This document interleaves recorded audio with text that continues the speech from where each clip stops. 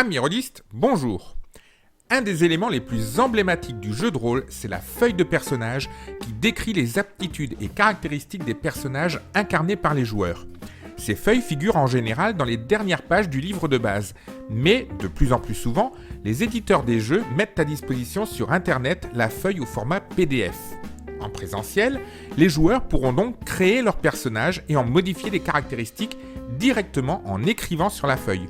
Mais en distanciel ou parfois par souci esthétique, vous ou vos joueurs allez souhaiter pouvoir remplir directement le fichier PDF informatique. Alors bienvenue dans cette vidéo JDR pratique dans laquelle nous allons voir comment créer une feuille de personnage PDF éditable sur ordinateur ou même sur smartphone. La création du PDF éditable se fera sur ordinateur, même si, comme je l'ai dit, une fois créée, la feuille sera parfaitement éditable sur smartphone. Vous aurez donc besoin d'un certain nombre de logiciels installés sur votre ordinateur. Je précise tout de suite que la technique que j'utilise dans cette vidéo ne sera pas dénuée de certains inconvénients, sur lesquels je reviendrai, mais que je l'ai choisie pour son principal avantage, elle ne nécessite aucune dépense autre qu'un peu de temps. Les 3 logiciels nécessaires sont donc parfaitement gratuits. Pour la lecture et l'édition des PDF, je recommande chaudement Foxit Reader, bien plus fonctionnel que Adobe Acrobat Reader. Pour la genèse de fichiers images, le logiciel GIMP est un incontournable. Et pour la création du formulaire, nous utiliserons le traitement de texte LibreOffice Writer. Tous les liens pour les installations sont dans la description de la vidéo. Attention, je m'adresse maintenant à tous les inconditionnels de Microsoft Word. Ce dernier ne dispose pas de la fonctionnalité de création de PDF éditable. La technique qui suit est donc, pour l'instant en tout cas, impossible avec Word. Vous ne pouvez donc pas faire l'impasse sur l'utilisation de LibreOffice. La première étape va être de récupérer une version informatique de bonne qualité et au format image de la feuille de personnage. La plupart des éditeurs mettent à disposition le PDF sur leur site internet. Vous pouvez également la récupérer directement à partir du PDF du livre de base si vous le possédez. Si vous n'avez qu'une version papier, vous n'aurez pas d'autre choix que de scanner la feuille. Pour illustrer mon propos, je vais prendre une difficulté intermédiaire, celle du jeu de rôle des Terres d'Aran qui vient de sortir. L'éditeur, BBE, a mis à disposition la feuille de personnage de la boîte d'initiation, mais pas encore celle du livre du joueur. Par contre, BBE met en vente les PDF de ces livres, et les offre même lors des financements participatifs. J'ai donc en ma possession le PDF du livre du joueur. Nous allons pouvoir récupérer la feuille de personnage à partir de lui. Pour cela, nous allons utiliser le logiciel GIMP. Ouvrez-le à partir de l'icône sur le bureau si vous l'avez, ou à partir du menu Démarrer. Dans GIMP, nous allons ouvrir l'image de la feuille en faisant Fichier, Ouvrir, ou directement le raccourci clavier CTRL-O et en choisissant le PDF qui contient la feuille. Après avoir cliqué sur Entrée, une fenêtre de choix s'ouvre qui va nous permettre de choisir la ou les pages exactes à ouvrir. La feuille de personnage que nous allons créer compte 2 pages qui sont les 2 dernières du livre du joueur. Nous allons donc sélectionner ces 2 pages en cliquant dessus, tout en maintenant la touche CTRL enfoncée, ce qui permet de sélectionner plusieurs pages. Vérifiez ensuite que c'est bien ouvrir les pages comme image et pas comme calque qui est sélectionné. Dernière chose, vérifiez la résolution des images. 100 pixels par pouce est un peu faible et nous allons utiliser une résolution de 200 pixels par pouce, ce qui devrait être suffisant. Nous pouvons demander maintenant Importer. Vous voyez que GIMP a ouvert les 2 images sous forme de 2 onglets. Repérez quelle est la page 1 et quelle est la page 2. Nous allons sauvegarder chacune de ces pages au format image PNG. Je commence par la page 1. Je vais dans Fichier, Exporter sous ou directement le raccourci clavier CTRL+E. La boîte de dialogue d'enregistrement s'ouvre. Je tape un nom pour mon fichier, par exemple Feuille de personnage, page 1. Et surtout, je sélectionne le format d'enregistrement PNG. Pour cela, en bas à gauche de la fenêtre, je clique sur le plus à côté de sélectionner le type de fichier selon l'extension. Dans le menu déroulant, je choisis le type de fichier image PNG et je clique sur Exporter. Je ne m'occupe pas des différentes options proposées et je clique à nouveau sur Exporter dans la nouvelle fenêtre qui s'est ouverte. Il ne reste plus qu'à répéter l'opération avec la deuxième page et toutes les autres si votre feuille en a vraiment beaucoup. Ceci fait, vous pouvez fermer le logiciel GIMP. Nous avons maintenant un fichier PNG par page de notre feuille de personnage. Il nous faut à présent déterminer les dimensions de la feuille de personnage. Nous allons ouvrir le PDF de la feuille ou, plus précisément dans mon cas, du livre du joueur en utilisant le lecteur de PDF. Comme je vous le disais, j'utilise pour cela Foxit Reader. Je fais défiler le PDF jusqu'à la page de la feuille et là, je clique sur le menu Fichier, Propriétés. Je note alors le format de la feuille, ici 21,2 sur 27,5 cm. Nous allons maintenant véritablement entrer dans le vif du sujet. Commençons par créer un document LibreOffice Writer, soit en démarrant le logiciel, soit comme je le fais en faisant un clic droit dans votre dossier et en choisissant Nouveau texte Open Document. Je le nomme Feuille de personnage TA, TA pour Terre d'Aran. Je peux ouvrir mon document en double-cliquant dessus. Dans un premier temps, nous allons définir les images de la feuille de personnage comme arrière-plan du document et lui donner le format de page que nous avons noté. Pour cela, nous allons créer des styles de page et plus précisément, nous allons créer un style de page par page de la feuille de personnage. Dans le menu Style, choisissez Gérer les styles ou directement appuyez sur la touche F11. Dans la fenêtre, cliquez sur l'icône en forme de page qui donne accès à la gestion des styles de page.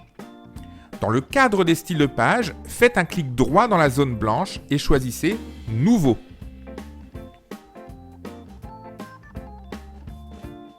Ne nous compliquons pas la vie et appelons-le page 1. Puis, cliquez sur Appliquer. Cliquez sur l'onglet Page qui va nous permettre de modifier la mise en page. C'est ici que nous allons modifier le format selon les dimensions que nous avons notées tout à l'heure. Donc 21,2 cm en largeur et 27,5 cm en hauteur. Et nous allons supprimer toutes les marges. Donc 0 cm à gauche, 0 à droite, 0 en haut et 0 en bas. À nouveau, cliquez sur Appliquer. Le logiciel nous prévient que les marges définies dépassent la zone d'impression. Cela n'a aucune importance puisque nous créons un PDF. Nous pouvons donc appliquer ces paramètres. Cliquez sur Oui. Nous allons maintenant définir l'image de la première page comme arrière-plan. Cliquez sur l'onglet Arrière-plan et choisissez Bitmap. Maintenant, cliquez sur Ajouter importer et parcourez le gestionnaire pour trouver l'image que vous avez enregistrée de la première page grâce à GIMP. Saisissez, si vous le voulez, le nom sous lequel vous voulez que le logiciel connaisse l'image, par exemple page 1, et surtout cochez la case correspondant à Échelle. Cliquez à nouveau sur Appliquer. C'est terminé pour la première page. Vous pouvez cliquer maintenant sur OK. Il faut maintenant répéter les mêmes opérations pour la page 2 et les suivantes si vous en avez plus que 2. Je répète donc, nouveau style de page que j'appelle maintenant page 2, dimension de la page 21,2 et 27,5 et élimination des marges. 0 à gauche, 0 à droite, 0 en haut, 0 en bas. Oui. Définition de l'arrière-plan. Cette fois-ci, c'est bien évidemment la page 2 créée avec GIMP que je définis comme arrière-plan. Et je n'oublie pas de cocher la case Échelle. Je peux à nouveau cliquer sur Appliquer, puis sur OK. Maintenant que le style de la page 2 est créé, je vais devoir modifier le style de la page 1. Je trouve le style page 1 dans la liste et je fais un clic droit dessus. Dans le menu déroulant, je choisis Modifier. Je reviens à l'onglet Gestionnaire. Là, je change le style de la page suivante. À style de suite, je remplace page 1 par page 2. On peut appliquer et quitter en cliquant sur OK. La magie de l'informatique va maintenant opérer. Pour appliquer le style page 1 à notre document, il suffit d'effectuer un double clic sur le style page 1. Nous pouvons fermer la fenêtre de gestion des styles. Vous voyez que la page affichée maintenant correspond bien à la première page de notre feuille de personnage. Et pour avoir à la suite la page 2, il suffit d'insérer un saut de page. Menu Insertion, choisissez Saut de page. Et voilà nos deux pages de feuille de personnage. Petite remarque sur la technique. Insérer une image aurait semblé plus intuitif, et c'est d'ailleurs comme cela que j'ai essayé de commencer. Je vous le déconseille cependant fortement, car cela pose ensuite de gros problèmes d'alignement entre l'image de fond et les cadres du formulaire lors de la création du PDF. Cette technique est donc bien la plus simple, même si elle n'est pas la plus naturelle au départ. Nous allons maintenant entrer véritablement dans la phase de création du formulaire.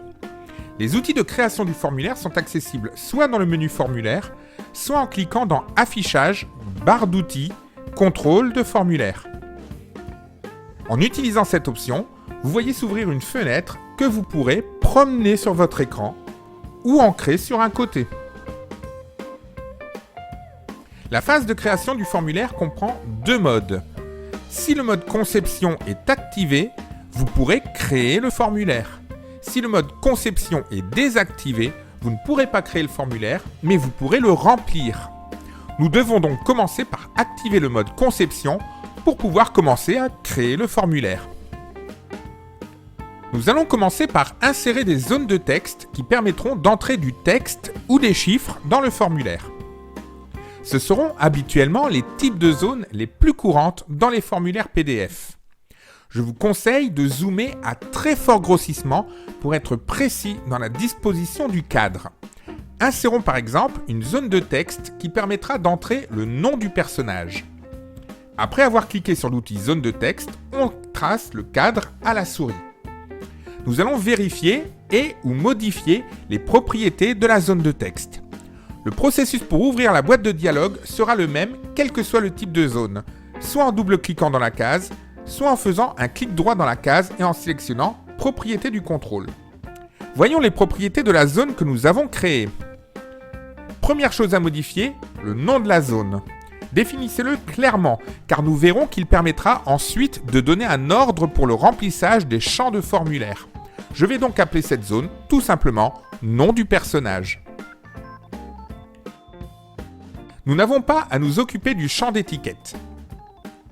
Longueur de texte max, comme son nom l'indique, permet de définir un nombre de caractères maximum dans la zone de texte. Attention, 0 ne signifie pas aucun caractère, mais nombre illimité de caractères. Les propriétés activées et visibles parlent d'elles-mêmes, mais n'ont en fait aucune influence sur le PDF que nous allons générer. Si vous sélectionnez non, vous ne pourrez pas entrer de texte et vous ne verrez pas la zone au niveau du document LibreOffice, mais vous pourrez quand même entrer du texte et ou voir la zone dans le PDF. Donc nous ne reviendrons pas sur ces deux propriétés. La propriété suivante, en lecture seule, par contre, s'applique également au document PDF.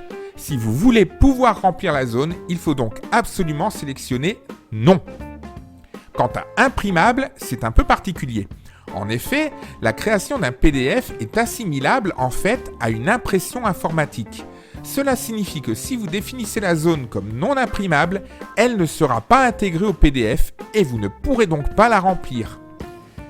Vous devez donc impérativement sélectionner oui pour imprimable. La propriété tabulation désactivée par non empêche d'accéder à la zone en appuyant sur la touche Tab du clavier. Mais encore une fois, cela ne change rien au PDF final qui sera créé. La propriété suivante, séquence d'activation, est beaucoup plus intéressante. Elle permet, une fois que l'on a créé plusieurs zones de formulaire, de déterminer dans quel ordre celles-ci vont s'activer. Quand nous remplirons le PDF, en appuyant sur la touche Tab, on passera donc d'une zone à la suivante dans l'ordre défini par cette propriété. Nous reverrons cela à la fin. Nous n'avons pas à nous occuper de la propriété ancrée. Les propriétés suivantes permettent de définir avec précision la localisation horizontale et verticale et la taille en hauteur et largeur de la zone. Mais je persiste à dire qu'il est plus simple de créer directement en traçant la zone à fort grossissement. Comme son nom l'indique, texte par défaut permet d'entrer un texte par défaut dans la zone. Nous entrons maintenant dans les propriétés les plus importantes. La police tout d'abord. Elle vous permet, comme dans tout traitement de texte, de régler les caractères, style de police, taille des caractères et quelques effets. Ensuite, l'alignement horizontal, gauche, centré ou droite, et l'alignement vertical, haut, milieu ou bas. Vous pouvez ensuite définir la couleur de l'arrière-plan de la zone. Et nous touchons ici la principale faiblesse de la méthode que je vous présente dans cette vidéo. En effet, pour une raison qui m'échappe, il n'est pas prévu que la zone puisse être transparente. Donc si le fond de votre feuille est coloré, ou pire, s'il n'est pas uni, vous risquez d'avoir des difficultés à accorder l'arrière-plan de la zone avec la couleur de l'image. Par contre, si vous ne souhaitez pas de cadre qui entoure la zone de texte, il est tout à fait possible de le supprimer dans la propriété bordure. Demandez alors sans cadre. Enfin, d'un point de vue esthétique, il est préférable de régler l'affichage en monoligne, c'est-à-dire empêcher qu'il n'y ait plusieurs lignes de texte dans la zone, ce qui de toute façon ne s'imprimerait pas en imprimant sur papier. Pour ma zone de texte nom de personnage, je règle la propriété bordure sur sans cadre et je garde la couleur d'arrière-plan par défaut. Je sélectionne l'alignement horizontal gauche et l'alignement vertical haut. Je choisis la police Calam que je trouve la plus appropriée, caractère gras et taille 20 points. Je peux fermer la fenêtre des propriétés. Si je veux tester mon formulaire, il me suffit maintenant de quitter le mode conception en cliquant sur l'icône équerre. J'entre un nom de personnage et vous voyez que les réglages ne donnent pas un bon résultat. Si vous devez remodifier les propriétés, n'oubliez pas de réactiver le mode conception de formulaire. Vous voyez qu'on fonctionne souvent par tâtonnement. Maintenant que nous avons vu cela, je vais créer rapidement des zones de texte pour chaque case des caractéristiques. Je sélectionne zone de texte et toujours à fort grossissement, j'enchaîne les tracés de cadre. Vous voyez que, comme les zones ne peuvent pas être transparentes, je fais attention à ce qu'elles soient strictement contenues dans les cases de la feuille. Une fois toutes créées, je modifie leurs propriétés à ma guise, notamment pour leur donner des noms précis.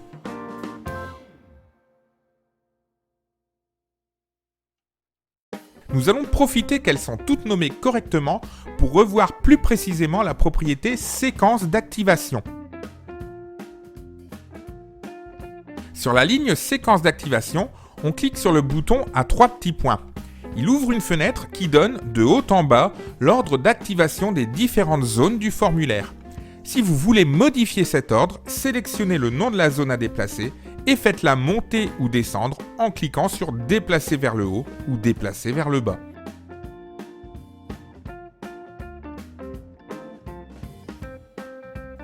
Le reste ira plus vite maintenant que nous avons passé en revue les propriétés des zones. Si la majorité des zones que vous aurez à créer seront des zones de texte, vous voudrez parfois avoir des cases à cocher. Vous trouverez dans le menu formulaire l'outil cases à cocher. Et je présente tout de suite l'inconvénient. LibreOffice ne permet pas de modifier les dimensions de la case à cocher, qui sont donc imposées. Il faudra donc adapter si jamais cette taille est trop différente de la taille prévue par la feuille de personnage. En ouvrant les propriétés, outre le nom de la zone, la principale chose que l'on pourra changer sera l'aspect de la case, 3D ou plat. Vous vous demanderez peut-être ce que vient faire la police dans la case à cocher. En fait, il s'agit de la police de l'étiquette qui n'apparaîtra dans votre PDF que si vous élargissez le cadre de la zone. Vous n'en avez donc normalement pas besoin. En plus des cases à cocher, il existe des boutons radio. La différence, outre le fait que les cases sont carrées et les boutons ronds, réside surtout dans le fait que vous pouvez cocher et décocher les cases autant que vous voulez. Au contraire, Une fois qu'un bouton radio a été coché, il ne pourra plus jamais être décoché. Enfin, il pourrait être tentant dans certains cas d'utiliser des zones de liste à la place des zones de texte. Je suis cependant dubitatif sur la pertinence. Voyons quand même cela en illustrant pour le peuple du personnage. Si on place une zone de texte, le joueur pourra entrer le nom du peuple de son personnage. Mais si on place une zone de liste, le joueur devra choisir le peuple de son personnage dans une liste prédéfinie. Choisissons l'outil zone de liste et traçons le cadre comme pour une zone de texte. Si dans le menu vous avez sélectionné assistant contrôle, en cliquant sur la baguette magique, une fenêtre intermédiaire s'ouvrira. Ne vous en occupez pas. Les propriétés de la zone ressemblent à s'y méprendre à celles d'une zone de texte, mais vous trouverez un champ spécifique, entrée de liste. Dans ce champ, vous pouvez entrer les différentes entrées de liste que vous souhaitez en les séparant chacune en tapant « Entrée » tout en maintenant la touche majuscule enfoncée. Donc dans notre exemple, elfe, majuscule entrée, nain, majuscule entrée, humain, majuscule entrée, orc, majuscule entrée, gobelin, majuscule entrée et ogre. Quand vous avez terminé, appuyez simplement sur Entrée. Fermons la fenêtre de propriété et sortons du mode conception. Vous voyez que nous devons maintenant choisir dans la liste pour remplir la zone. Si pour ma part je ne suis pas convaincu, c'est parce que je trouve la flèche disgracieuse sur la feuille, mais il s'agit d'un choix que je vous laisse faire. Si vous voulez retirer cette flèche, il faut dans les propriétés, à l'option déroulante, tout simplement choisir non. Mais cela occasionne des bugs, en tout cas sur mon ordinateur, et en plus, l'élément choisi dans la liste reste toujours surligné en bleu, ce qui est encore moins esthétique. Voilà les principales fonctions qui vous serviront lors de la création d'un formulaire PDF. Une fois l'étape de création terminée, il ne reste plus qu'à créer le PDF. Quand vous êtes prêt, dans le menu Fichier, choisissez Exporter vers Exporter au format PDF. Dans la fenêtre qui s'ouvre, vérifiez surtout que pour la plage, c'est bien tout qui est sélectionné. Par précaution, choisissez Compression sans perte et vérifiez que Créer un formulaire PDF est coché. Enfin, choisissez le format d'envoi PDF. Il n'y a plus qu'à enregistrer le fichier. Très classiquement, le logiciel vous demande l'emplacement pour le PDF que vous allez enregistrer. Pensez également à sauvegarder le fichier original LibreOffice pour pouvoir y revenir en cas de modification. Vous pouvez alors fermer LibreOffice. Vous pourrez alors vérifier que les PDF créés sont éditables et qu'ils vous satisfont. Vous pourrez normalement les remplir sans problème sur ordinateur, mais également sur smartphone. Et voilà, vous disposez maintenant d'une technique qui vous permettra de transformer la feuille de personnage de votre jeu préféré en un formulaire PDF éditable par les joueurs. Je le répète, la technique n'est pas parfaite, le fond des cases ne peut pas être transparent et vous ne pouvez pas modifier les dimensions des cases à cocher. Mais elle fait le job, et je le reprécise, avec des logiciels qui sont tous parfaitement gratuits, et pas en essai gratuit pendant 15 jours avant de passer en version payante. Alors j'espère que cette vidéo vous aura donné envie d'appliquer cela à plein de feuilles de personnages, mais qu'elle vous donnera également confiance pour faire vous-même plein de choses pour votre maîtrise en jeu de rôle. Je compte d'ailleurs publier encore d'autres vidéos de ce type, alors si cette vidéo vous a plu et que vous voulez être tenu au courant des futures publications de la chaîne, n'hésitez pas à vous abonner et à cliquer sur la cloche si cela n'est pas encore fait. Et pensez à liker, partager et commenter, ça fait toujours plaisir. En attendant la suite, soyez prudents, portez-vous bien et à bientôt pour une nouvelle vidéo JDR pratique.